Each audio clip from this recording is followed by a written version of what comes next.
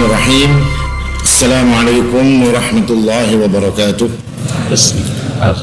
Alhamdulillah, nahmaduhu wa nasta'inuhu wa nastaghfiruh wa na'udzu billahi min shururi anfusina wa min sayyiati a'malina.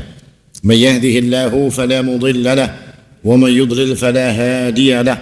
Wa asyhadu an la ilaha illallah wahdahu la syarika lahu wa asyhadu anna Muhammadan 'abduhu wa rasuluh.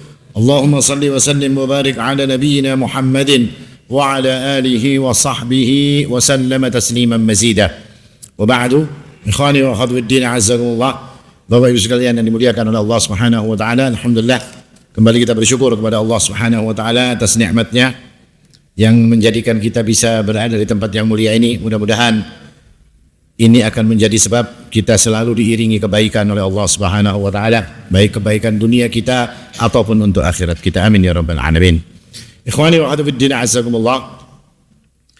Kajian kita kali ini adalah lanjutan dari kajian di Masjid Ami Abdullah. Soalnya semalam ada yang menyuruh dikaji dilanjut di sini ya. Ini personilnya sama jalan di sana kalau kebanyakan. Iya lah Pak, bujur lah Pak. Tapi kita ulang sedikit mungkin karena ada yang tidak ada di sana. Kita di pertemuan yang lalu berbicara tentang mubtilatus siyam. Mubtilatus siyam ini perkara-perkara yang menjadikan puasa itu batal. Nah, pokok daripada yang membatalkan puasa itu sebenarnya cuma ada 3. Berdasarkan ayat Al-Quran, Allah Subhanahu wa taala mengatakan fal'ana bashiruhunna وَابْتَغُوا مَا كَتَبَ اللَّهُ لَكُمْ وَكُلُوا وَاشْرَبُوا حَتَّى يَتَبَيَّنَ لَكُمْ خَيْطُ الْأَبْيَضُ مِنَ الْخَيْطِ الْأَسْوَدِ مِنَ الْفَجْرِ ثُمَّ أَتِمُّوا الصِّيَامَ إِلَى اللَّيْلِ. Dalam ayat ini Allah mengatakan, maka sekarang pergaulilah istrimu. Ya kan? Pergaulilah istrimu sekarang, malam itu, kata Allah Subhanahu wa taala. وَابْتَغُوا مَا كَتَبَ اللَّهُ لَكُمْ وَكُلُوا وَاشْرَبُوا. Makanlah dan minumlah. Ya kan? Sampai jelas bagi dirimu benang putih daripada benang hirang daripada fajar. Yani benang putih dan benang hitam daripada fajar itu artinya kalau fajar sudah jelas maka berhenti kalian makan dan minum serta melakukan hubungan dengan istri kalian, ya kan? Tsumma atimmus shiyama ilal lail. Maka sempurnakan kemudian puasamu sampai malam. Artinya kata para ulama sebetulnya yang membatalkan puasa itu cuma 3. Berhubungan jima, makan dan minum. Cuma 3 ini aja. Selain ini tidak. Tapi kemudian 3 perkara ini menjadi dikembangkan oleh para ulama. Misalnya dalam urusan berhubungan dengan suami istri, maka nanti ini kan kaitannya dengan syahwat. Maka apa yang membatalkan puasa? Ya segala sesuatu yang berkaitan dengan syahwat sampai kemudian orang itu mengeluarkan air mani. Kemarin sudah kita bahas kalau Pak. Masih ingat aja kalau Pak. Jangan kada ingat Pak, hanya sehari ya Allah. Misalnya orang yang onani, laki-laki ataupun perempuan, maka dia akan batal puasanya. Termasuk makan dan minum, ini nanti ada pecahan-pecahannya. Apa misalnya muntah kemarin kita jelaskan. Artinya pokoknya di 3 ini Pak, pokoknya 3 ini.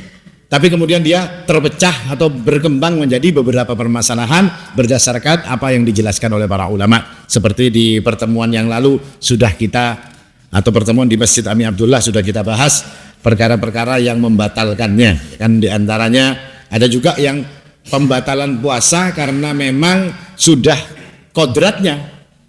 Seperti orang haid, itu nggak bisa diatur-atur. Ya kan, atau orang nifas nggak bisa diatur-atur, batal puasanya. Nanggung Ustadz 2 menit lagi bunyi bel, datang bulan misalnya perempuannya, ya batal puasanya. Ya kan, haid kurang 2 menit lagi ibaratnya, ternyata haid, ya sudah batal puasanya. Artinya itu otomatis terjadi kepada orang yang mempunyai keadaan seperti itu. Nah, lalu kita bahas juga di pertemuan yang lalu, ada perkara-perkara yang batal puasa tapi cuma wajib bagi orangnya bayar kodoknya saja. Misalnya nggak puasa 2 hari, maka dia bayar 2 hari di hari-hari yang lain. Fa'iddatum min ayyamin ukhar. Bayarnya di hari-hari yang lain hitungannya. Tapi ada satu perkara lagi yang wajib kodok dan wajib kafaroh. Jadi dua hukumannya. Qadha, bayar puasanya di hari yang lain, dan yang satunya adalah kafarah. Apa itu, Pak? Iya, maksudnya apa perbuatannya ini? Jima di siang hari di bulan Ramadan. Nah, ini dua hukumannya. Kalau yang lain nggak ada, cuma satu aja, bayar di hari yang lain. Sedangkan untuk perkara itu bayarnya kafarah dan juga membayar denda puasa. Nah, kafarahnya apa? Kafarahnya membebaskan budak yang hari ini jelas nggak ada lagi yang namanya budak. Yang ada tinggal dua, puasa 2 bulan berturut-turut atau memberi makan 60 orang miskin. Ini yang dipilih.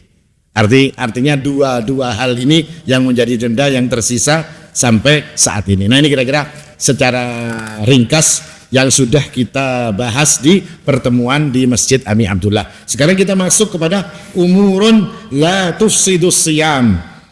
Perkara-perkara yang tidak membatalkan puasa. Kenapa ini dibahas oleh para ulama? Karena kebanyakan orang kadang-kadang menganggap ini batal, Pak.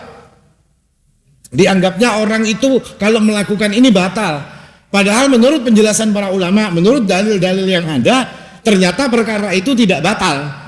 Orang yang melakukan seperti ini tidaklah menjadi batal puasanya, atau mungkin jadi harus nggak boleh puasa pada hari itu. Tidak. Makanya para ulama memasukkan bab tentang perkara yang tidak membatalkan puasa, meskipun dianggap orang puasa mereka itu batal atau tidak jadi puasanya, tapi ternyata tidak dibahas oleh para ulama. Apa saja itu? Yang pertama, ayyusbiha yaumas siyami junuban.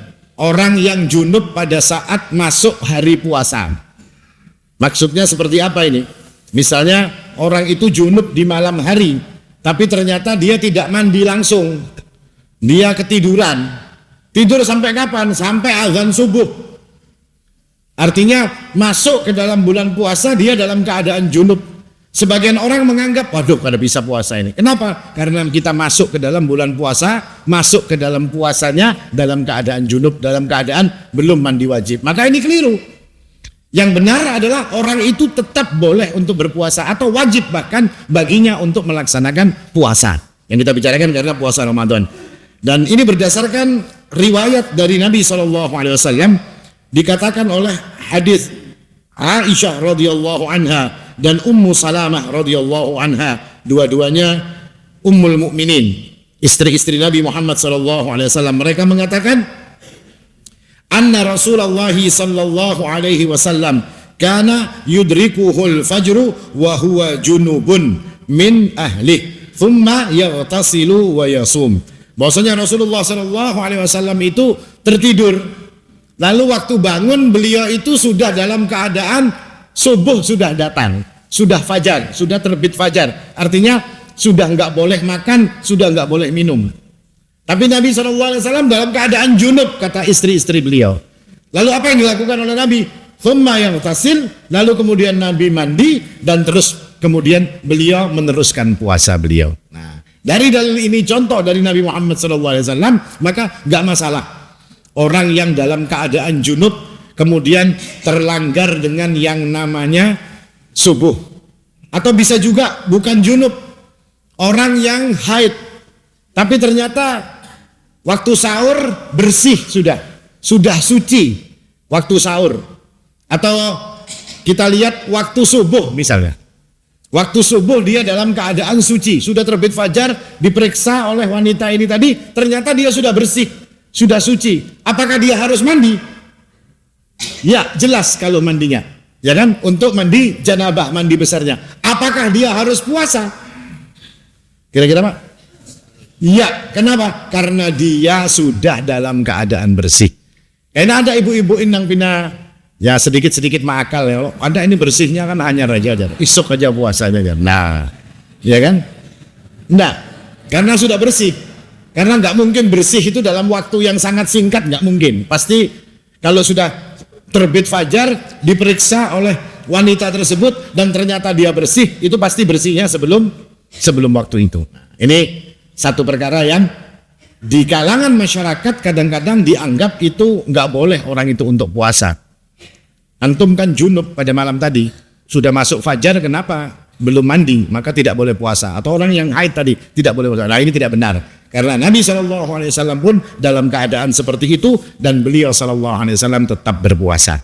Ini perkara pertama. Perkara yang kedua, takbiluz zaujah wa mubasharatuha in aminal imna. Mencium istri, ya kan?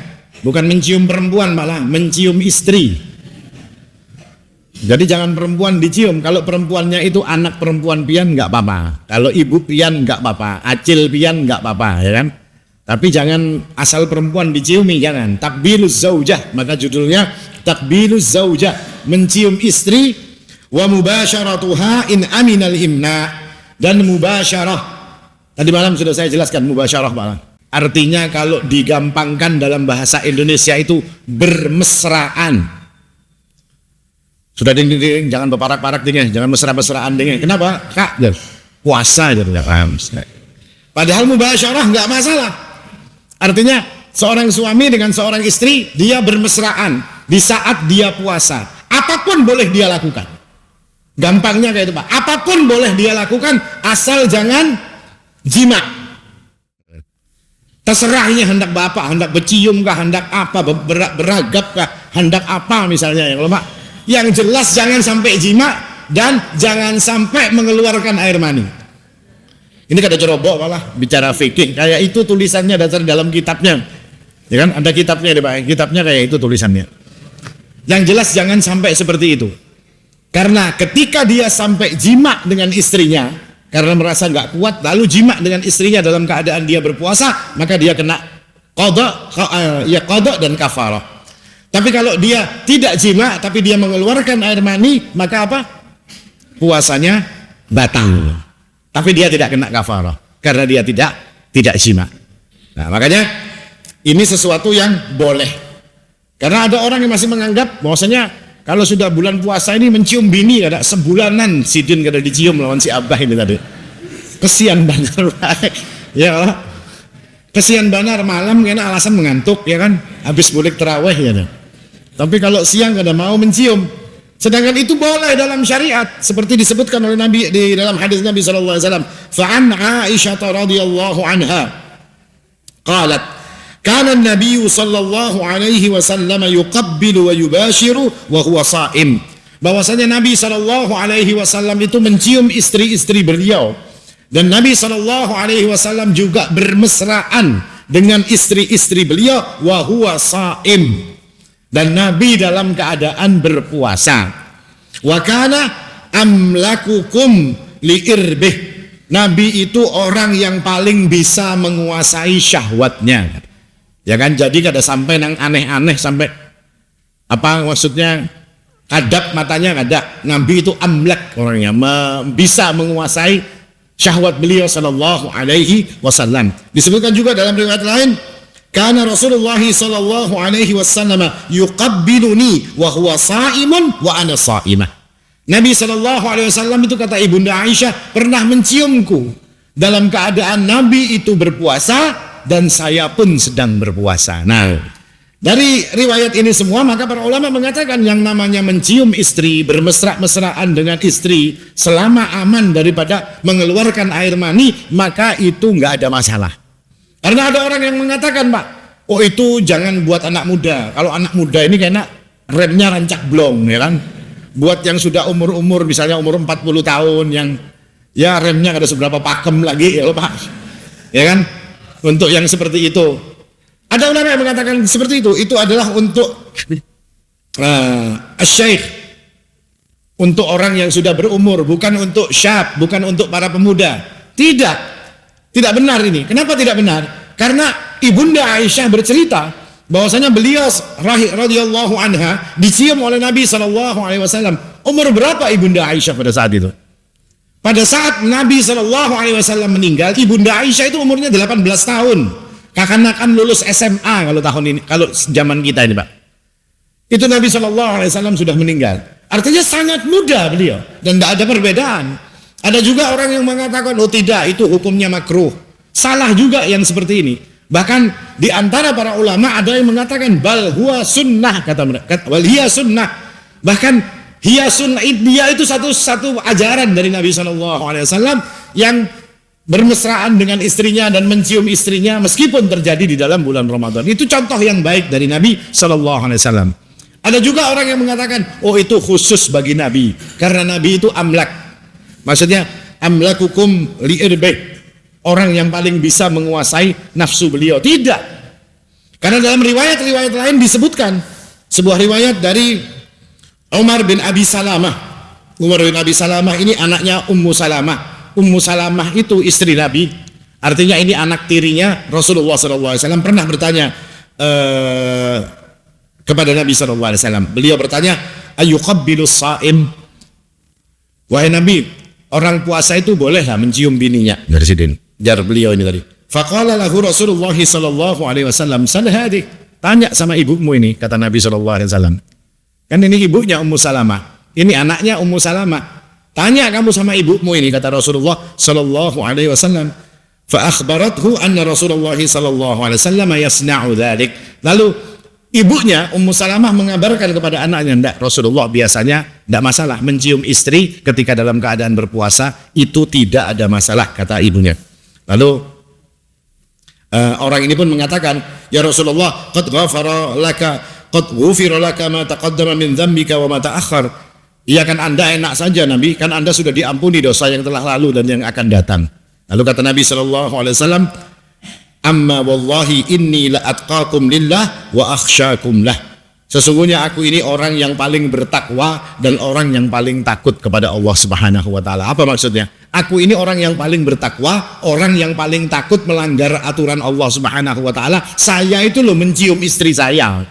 Kok ente, jar Nabi SAW, yang tidak paling bertakwa dan tidak paling takut kepada Allah Subhanahu wa taala, kok kada wani kan mencium bini kan, maksud Nabi kayak itu. Jadi kena Ramadan pian ciumi aja bininya. Tidak masalah. Ibunya kalau abahnya kada mau mencium, sariki buai. Ini contoh satu. Lalu di dalam riwayat lain, seorang sahabat datang kepada Nabi SAW. Sahabat ini mengatakan, An Jabir hashastu yauman faqabbaltu wa ana sha'im faji'tu Rasulullah sallallahu alaihi wasallam. Suatu hari saya mencium istri saya. Habis mencium bininya, ketakutannya ini. Waduh, ini batal ini puasa ini habis mencium. Faji'tu Rasulullah sallallahu alaihi wasallam. Lalu saya datang kepada Nabi sallallahu alaihi wasallam, faqultu laqad sana'tu al-yauma amran 'aziman, katanya. Ya Rasulullah, saya baru saja melakukan perkara kesalahan yang besar sekali, jarnya. Jar si sahabat ini tadi. Maka Nabi SAW, qala wa ma huwa? Apa itu? Kamu bikin apa? Kamu berbuat apa? Kata Nabi SAW. Qultu qabbaltu wa ana sha'im. Saya mencium istri saya sedangkan saya masih berpuasa. Lalu Nabi SAW mengatakan, ara'aita law tamadmatta minal ma'? Bagaimana pendapatmu, kata Nabi SAW, kalau engkau berkumur dengan air? Maka qultu idan la yadur. Kalau cuma berkumur, wahai Nabi, berkumur itu tidak membatalkan puasa, ujar si orang ini tadi. Maka ujar Nabi SAW, fafima. Ya terus kalau yang mencium itu apa bedanya lawan berkumur? Maksud Nabi kayak itu, Mbak. Ya kan? Kalau berkumur itu tidak masalah, tidak membatalkan puasa. Kalau banyu kumurnya tadi ditaguk, itu batal puasanya. Nah, mencium istri itu tidak masalah, asal jangan dilanjutkan setelah mencium dengan jima, maka itu membatalkan puasa. Nah, seperti itulah maksud Nabi Sallallahu Alaihi Wasallam. Artinya bukan hanya Nabi yang melakukan seperti itu, bahkan para sahabat Nabi Sallallahu Alaihi Wasallam juga melakukan yang seperti itu. Bahkan ibunda Aisyah radhiyallahu anha pernah ditanya, apa ma yahillu lirrajuli min imra'atihi sa'iman? Apa yang boleh dilakukan oleh seorang laki-laki kepada istrinya ketika dia dalam keadaan berpuasa? Maka apa jawab ibunda Aisyah radhiyallahu anha? Kulla syai'in illal jima'. Semua lakukan, kata ibunda Aisyah radhiyallahu anha kepada orang tadi. Kamu mau melakukan apa dengan istrimu? Semua lakukan illal jima'. Jangan sampai engkau berhubungan badan dengan istrimu. Jadi cium, beragap-ragap, berpagut-pagut, kada bapak. Soalnya kadang-kadang ada bapak-bapak ini yang kada kawa guring kalau kada kawa diragap, ya Pak. Ada kalau di antara pianang kayak itu.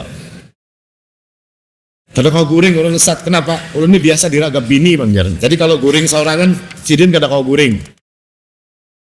Ini salah satu apa namanya yang dijelaskan oleh para ulama di dalam masalah mencium. Artinya sebagian orang mengatakan bermesraan dengan istri, mencium istri membatalkan puasa, ternyata tidak. Itu dilakukan oleh Nabi Shallallahu Alaihi Wasallam selama tadi Pak Aminah al-imna, ya kan? Jangan sampai mengeluarkan air mani. Kalau sampai berhubungan, ya denda lawan kafaroh lawan qadha. Tapi kalau cuma keluar air mani tanpa melakukan jima, maka dia akan membatalkan puasa dan kena qadha. Nah, maka yang bisa ngukur kita sendiri. Kalau ini mesinnya masih mesin turbo 2000 cc misalnya Pak. Nah, kalau pina-pina remnya takutan blong, ya kalau ya jangan gitu. Kita sendiri yang ngukur. Oh, saya bisa aja menguasai. Saya bisa aja untuk ngatur diri saya, maka nggak ada masalah. Nah, ini yang berkaitan dengan hubungan suami istri. Ini perkara yang kedua. Perkara yang ketiga yang tidak membatalkan puasa adalah al-irtisalu wa subbu ala ra'si litabarrud. Mandi dan menyiram kepala dengan air bekuboy bahasa Banjarnya untuk mendinginkan badan, nggak masalah. Karena ada orang yang ngomong Pak, di masyarakat kita ini ada kadang-kadang boleh mandi itu kalau sebelum duhur, ya, kalau sudah, iya Pak, adanya itu kalau sudah duhur nggak boleh lagi. Ya apa mandi pagi-pagi dasar masih dingin kan? Yang panas itu kan yang kalau sudah duhur. Siang itu yang kita perlu tabarrud, mendinginkan badan kita, dan itu boleh.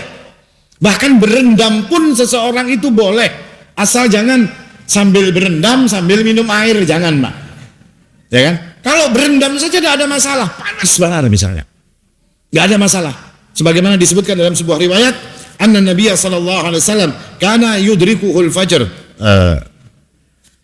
wa huwa junubun, seperti tadi, min ahli, thumma yaghtasilu wa yasum. Dan sebagian sahabat Nabi SAW mengatakan, laqad ra'aitu Rasulullah SAW bil Araj. Saya pernah melihat Nabi itu di daerah Al-Araj, satu nama tempat. Yasubbu ala ra'sihil ma'.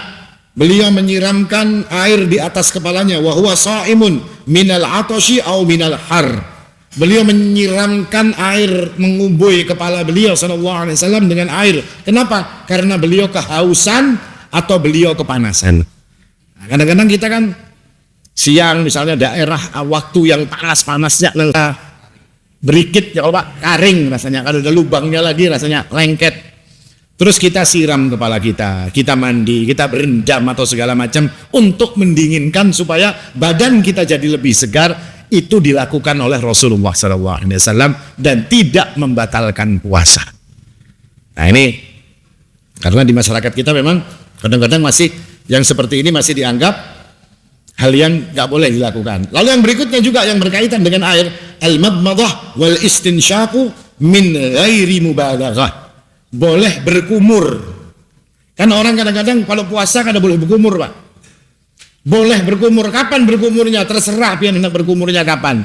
Dan istinsyak itu menaikkan air ke hidung. Tapi ghairu mubalaghah. Kada boleh nang model sekalian curi-curi, misalnya kan masuk ke tenggorokan Pak, sekalian minum, tidak boleh. Istinsyaknya, madmadahnya pun, berkumurnya pun, itu juga tidak boleh berlebihan sampai air masuk ke dalam mulut. Boleh seperti itu. Bagaimana kalau nanti rasa airnya atau umpat dinginnya ke tenggorokan seperti tadi Pak? Tenggorokan kita ini rasa kering, mulut ini rasa kering, tenggorokan ini rasa lengket. Apa yang harus dilakukan? Berkumur, nggak masalah. Berkumurlah supaya rongga mulut kita ini lebih segar, tenggorokan kita jadi nggak sakit, nggak masalah seperti itu. Bagaimana kalau nanti rasa banyunya itu pindah terasa ke dalam tenggorokan? Juga kata para ulama, itu sesuatu yang nggak bisa kita hindari. Artinya dingin-dinginnya itu kan bakal merasuk ke tenggorokan kita loh Pak. Karena memang tujuannya untuk menghilangkan tenggorokan yang lengket tadi. Maka itu boleh, sebagaimana ini pun dilakukan oleh Nabi Sallallahu Alaihi Wasallam.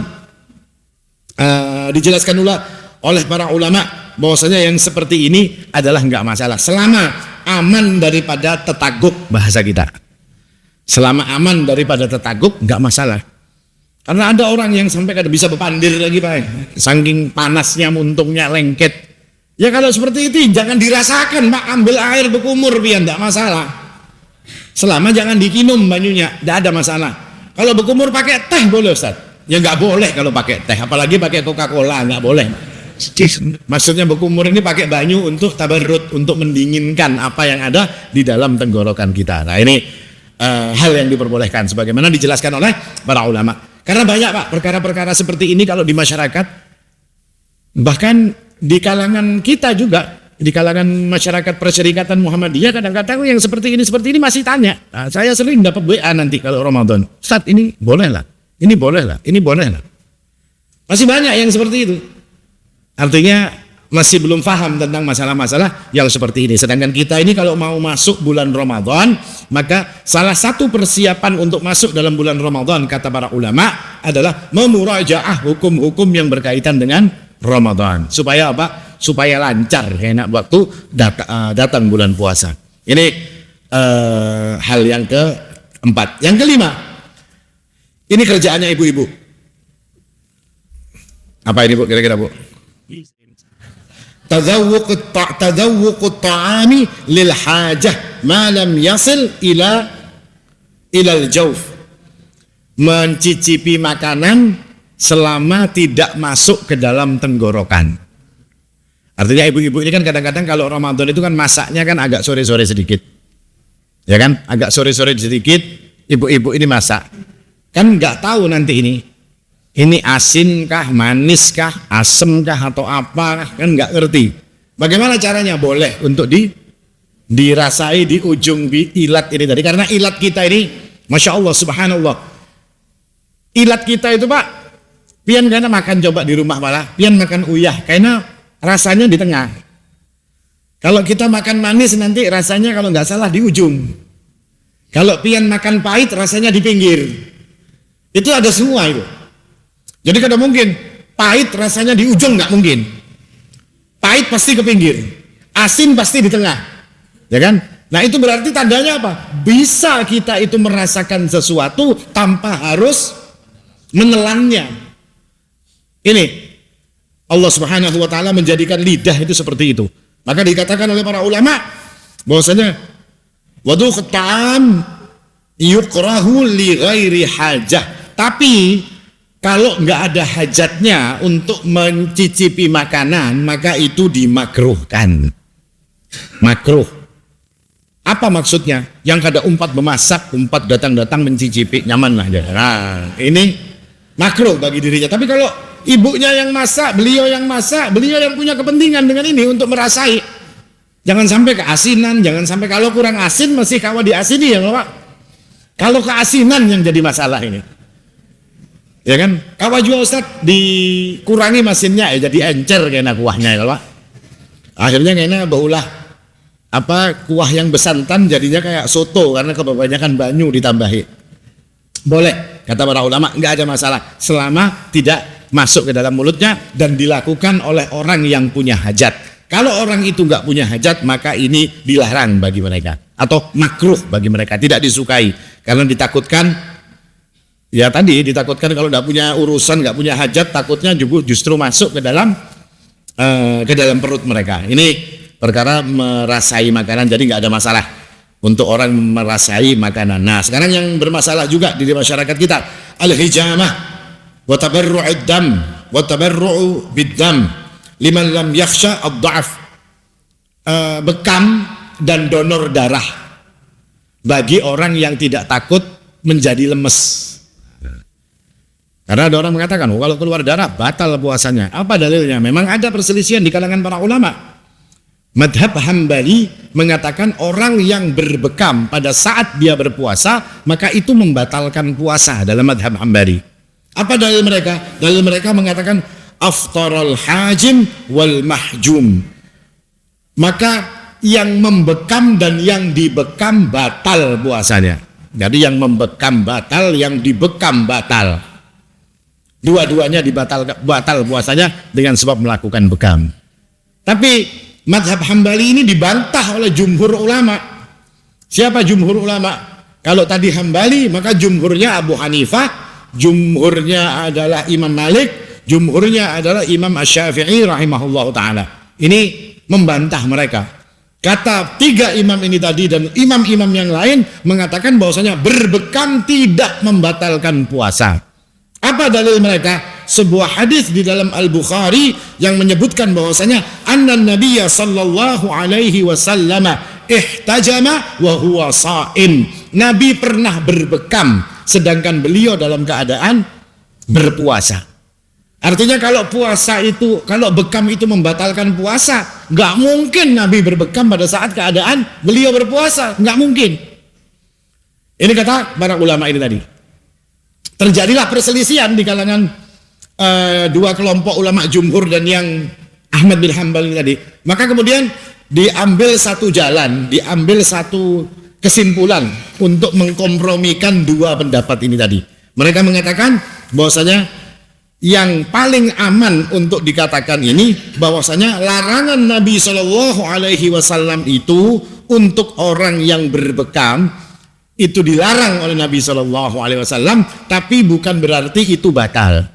Artinya meskipun Nabi mengatakan batal puasanya orang yang membekam dan puasanya orang yang dibekam, maksudnya kata para ulama itu bukan untuk mengatakan tahrim, tidak, tapi itu mengatakan makruh. Maksudnya tidak disukai orang itu berbekam dan membekam pada saat keadaan dalam keadaan berpuasa. Tapi kata mereka ini berlaku bagi orang yang nggak kuat dibekam, ya kan? Habis dibekam siup sekalinya, Mbak. Mencari masalah ini kan, Mbak. Nggak boleh seperti itu. Kalau aman daripada kelemahan, tapi kalau dia tidak lemah, dia habis dibekam masih kuat saja, nggak masalah. Boleh, tidak makruh. Tidak menjadi makruh, kata para ulama. Makanya dalam satu hadis dikatakan kepada Anas bin Malik, akuntum takrahunal hijamah lis-sha'im ala ahdi Rasulillah sallallahu alaihi wasallam. Ini kesimpulan yang dibuat oleh Anas bin Malik atau pengalaman Anas bin Malik. Beliau ditanya, apakah kalian para sahabat Nabi itu tidak suka kalau atau makruh hukumnya di bulan puasa kalian berbekam? Maka Anas bin Malik mengatakan la illa min ajli dha'f. Tidak, kata Anas bin Malik, enggak masalah orang bekam pada saat bulan puasa. Kecuali kata Anas bin Malik takut orang ini jadi lemah. Mesti dibekam pucat langsung muhanya ya, Pak. Terus sudah pucat ini tadi minta nasi rawon misalnya atau minta nasi soto supaya hilang pucatnya. Nah, ini bermasalah kalau seperti itu, nggak boleh orang ini. Makruh hukumnya dia berbekam karena justru akan mencelakakan dirinya. Nah, sedangkan kata Anas bin Malik, dan ini adalah pendapat yang dikatakan paling kuat dalam masalah ini, dipisah. Seperti pendapat jumhur bahwasanya bekam itu secara umum boleh, kecuali menjadi makruh dengan sebab orang yang dibekam itu dalam keadaan lemah. Nah, kalau bekam itu boleh, lalu bagaimana dengan donor darah? Sama aja. Donor darah lawan bekam apa bedanya, Pak? Sama-sama mengeluarkan darah, ya kan? Nah, kalau orang yang donor darah ini bisa kuat, tidak menjadi lemes dan segala macam, tidak bermasalah, tidak berbahaya bagi dirinya, maka silahkan dia mendonorkan darahnya meskipun di bulan Ramadan dan tidak bakal membatalkan puasa mereka. Nah, ini kesimpulan yang dibuat oleh para ulama berkaitan dengan perkara-perkara yang membatalkan puasa. Lalu yang berikutnya lagi al-iktihal. Iktihal itu celak mata. Apa namanya? Saya sebentar sebelum itu, kenapa bekam ini dilakukan oleh Nabi SAW di bulan puasa? Karena bekam itu salah satu bentuk pengobatan, ya kan? Bekam itu kan salah satu bentuk pengobatan. Nangaran garing itu kan biar bulan puasa kan kada libur garingnya, ya kalau Pak. Artinya orang sakit di bulan puasa pun ya sakit orang. Nah, salah satu bentuk pengobatannya apa? Bekam. Maka ada orang sakit di bulan puasa, mereka ikhtiar dengan apa? Dengan bekam. Dicoba dibekam badannya untuk meringankan penyakit yang ada pada dirinya. Makanya Nabi SAW pun berbekam pada saat beliau sedang berpuasa. Ini yang masalah bekam. Kemudian al-iktihal. Iktihal itu bercelak mata. Dan ini tidak membatalkan puasa kata para ulama. Ada juga al-haqnah. Apa al-haqnah? Al-haqnah itu injeksi. Mungkin ada bapak-bapak, ibu-ibu yang kencing manis kah atau apa yang harus disuntik, atau mungkin pergi ke dokter, ke rumah sakit lalu disuntik oleh dokternya dalam keadaan puasa, nggak masalah. Jadi meskipun dalam masalah ini memang ada perselisihan di kalangan para ulama. Ada yang mengatakan injeksi itu membatalkan, tapi yang paling kuat yang dijelaskan oleh para ulama dengan alasan-alasan mereka bahwasanya injeksi itu nggak ada masalah. Termasuk juga tetes mata, ya kan? Matanya ditetesi, sakit mata ditetesi. Soalnya kan sekarang ada juga Pak, tetes mata yang mengubah warnanya ya Pak. Pernah tahu Pak? Mata kita kayak ini terus ditetesi jadi kayak biru, jadi matanya bagus gitu Pak. Kayak matanya Belanda, ya kan? Matanya kayak Belanda, ya kan? Hidungnya kayak marabahan misalnya. Blaster ini, blasteran ya. Ada model seperti itu. Nah, ini nggak masalah. Artinya tetes mata. Termasuk wasamutib. Samutib itu mencium bau-bau aroma-aroma wangi-wangian. Jadi aroma-aroma minyak wangi dan segala macam itu dicium atau diapai tidak ada masalah. Asal jangan minyak wanginya diminum, jangan. Atau tetes matanya dimasukkan dalam mulut atau injeksinya jangan. Tapi selama itu digunakan seperti apa yang disebutkan, maka ini nggak ada masalah. Nggak ada masalah. Pakai tetes mata, pakai injeksi suntik nggak masalah. Atau pakai celak mata, ini panjang penjelasan para ulama. Bahwasanya semua ini tidaklah membatalkan puasa. Apa dalilnya? Dalil secara hadis nggak ada, atau nggak ada yang sahih dalilnya. Tapi dalil para ulama adalah qiyas. Apa qiyasnya? Qiyasnya wabaligh fil istinsya illa an takuna sa'imah. Jangan kalian itu perdalam kalau melakukan istinsyak. Tapi kalau kalian puasa, jangan dalam-dalam, jangan behimat menghirup air dengan hidung kalian saat kalian dalam keadaan puasa. Maka disamakan oleh para ulama, karena istinsyak itu memasukkan air ke dalam lubang hidung. Nah, sedangkan tetes mata itu memasukkan melalui lubang yang di mata, ini kan ada lubangnya juga, Pak. Atau iktihal, itu juga lubang yang di matanya juga. Atau mungkin mencium bau wangi juga melalui lubang hidung, atau suntik mungkin juga melalui bikin lubang di kulit mereka. Maka kata Nabi, selama tidak berlebihan maka itu tidak ada masalah, karena untuk obat-obatan. Ustaz, kalau suntik steroid misalnya supaya kuat, lain lagi kan Pak ceritanya Pak. Itu kan bukan pengobatan. Suntik apa misalnya supaya puasanya kada haus, kada apa segala macam. Nah ini lain lagi ceritanya, akan ada pembahasan yang lain lagi. Tapi ini secara umum, suntiknya atau injeksinya untuk pengobatan, tetes matanya juga untuk pengobatan, iktihalnya juga untuk berhias. Karena celak mata ini sebetulnya salah satu ciri daripada untuk membedakan kalau dulu Pak. Jadi zaman dulu yang namanya celak mata ini jadi seperti cirinya kaum muslimin. Mereka pakai celak mata. Kalau di Indonesia kan, kalau orang Arab Pak, orang Arab zaman dulu, orang-orang Yaman, itu lakian binian bercelak mata. Celak matanya tapi lain yang celak mata kayak ada kalau orang berjual ini yang di toko-toko kosmetik, bukan. Celak matanya itu seperti batu. Ngarannya batu ismit. Itu nanti direndam dulu di air. Batu ini tadi sampai 1 hari 1 malam, terus ditumbuk sampai jadi lembut kayak tepung. Nah, terus ada besinya Pak. Besinya dimasukkan, terus di mata dikainkan. Nah, ulun paling takutan bahari kalau dicelak matai lawan mama ini. Paling takutan, tapi semunyaan di rumah ulun dicelak matai lawan sidin. Jadi jar orang bahari itu mau olah mata kuat. Mau olah mata jadi kuat. Nah, itu ciri-cirinya orang jadi ciri. Cirinya kaum muslimin itu mereka pakai celak mata semua. Nah, itu di kalangan mereka seperti itu. Tapi kalau di kita kan, wallahu a'lam, ada lagi mungkin ciri-ciri yang bisa membedakan. Nah, ini berkaitan dengan celak mata. Artinya nggak ada perbedaan, nggak ada masalah orang yang melakukan seperti itu selama tidak berlebihan. Ya kan, selama tidak berlebihan, tetes matanya ya nggak berlebihan. Maksudnya tidak berlebihan memang untuk mengobati, suntiknya juga untuk mengobati, celak matanya juga seperti itu, atau mencium wangi-wangian juga untuk seperti itu. Nah ini perkara yang tidak membatalkan puasa. Lalu apalagi perkara yang tidak membatalkan puasa? Siwak, bersikat gigi. Nah di masyarakat kita kadang-kadang ya seperti tadi yang saya bilang, kalau sudah bersikat gigi itu boleh kalau pagi, kalau sudah siang nggak ada boleh. Nah ada Pak, memang seperti itu. Orang-orang tua dulu ngomongnya seperti itu. Artinya sikat giginya beisukan, kalau sudah siang nggak ada boleh lagi. Sedangkan sikat gigi itu kan sunnah. Kata Nabi SAW, laula an asyukka ala ummati la amartuhum bis-siwaki inda kulli salah.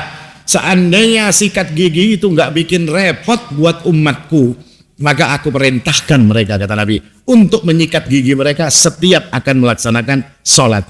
Nah maka Nabi nggak bilang kecuali di bulan Ramadan jangan bersikat gigi. Tidak, boleh saja melakukan itu dan tidak batal. Kenapa sih kok banyak orang-orang zaman dulu Pak, orang-orang tua kita ini mengatakan yang model-model kayak ini batal? Karena takutan masuk ke dalam. Sebenarnya mereka itu hati-hati, takutan karena rasa odolnya rasa stroberi, ya, odolnya rasa rasa macam-macam masuk ke dalam. Nah, maka para ulama juga mengatakan kalau siwak itu boleh, jangan wal adhar annahu la ba'sa bis siwaki fi kulli waqtin. Tidak ada masalah orang untuk bersikat gigi di setiap waktu.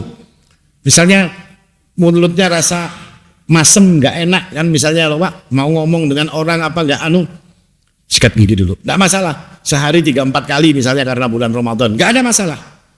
Tidak ada masalah, justru itu lebih baik. Karena orang yang dekat pun kalau misalnya kan jadi enak, orang sholat juga lagi tidak terganggu dengan keadaan kita. Termasuk juga hal yajuzu isti'malu ma'junul asnani lis-shaim. Apakah boleh waktu bersikat gigi itu pakai odol? Nah, di zaman Nabi kan ada odol. Ya, di zaman Nabi tidak ada odol. Nah itu masalah kontemporer, masalah yang baru sekarang. Nah maka ini nggak perlu, nggak ada. Kalau pian mana hadisnya yang memperbolehkan pakai odol? Jangan ngawur antum kalau minta kayak itu. Di zaman Nabi nggak ada odol, ya kan? Sama saja bilang nanti mana hukumnya hadisnya dari Nabi kalau Nabi naik sepeda motor misalnya. Ya memang nggak ada naik sepeda motor di zaman Nabi. Odol pun juga nggak ada. Tapi para ulama kemudian mengiaskan ini dengan perkara-perkara yang dibolehkan. Pakai odol itu dikiaskan tadi dengan orang yang merasai masaan. Dikiaskan juga dengan orang berkumur. Orang berkumur kan berasa di dalamnya, tapi selama tidak ditelan. Dikiaskan dengan istinsyak. Maka orang yang memakai odol boleh selama apa? Selama aman daripada ditaguk. Karena bersikat gigi odolnya ditaguk misalnya. Malaran juga Pak, daripada kadang-kadang dimakan misalnya, makan odol orangnya ini. Nah enggak, bukan seperti itu. Artinya selama tidak dimakan, selama aman daripada tertelan, maka nggak ada masalah. Termasuk juga ibtila'un nakhamah, menelan ludah. Karena di masyarakat ini juga banyak orang yang takut menelan ludah, jadi haur beludah. Ya lah Pak, ada kan yang seperti itu? Ada mau yang menaguk ludahnya. Kenapa? Tidak boleh katanya. Ini karena seperti minum. Kata para ulama tidak ada masalah. Selama apa yang ada di rongga mulut ini lalu masuk ke dalam perut kita, tidak ada masalah. Karena memang itu alami, manusia seperti itu, ada ludahnya. Ya kan? Bukan boleh karena batal. Tidak batal. Bahkan kata para ulama, seandainya ketika kita ini menaguk ludah, malam tadi makan jaring misalnya sahur ya. Jadi masih ada jaring-jaringnya tadi Pak. Tertaguk berasa jaring. Apa hukumnya? Tidak ada masalah kata para ulama. Ya kan? Asal jangan jaringnya ngonggol-ngonggol masuk, ya itu nggak boleh. Yang rasanya saja.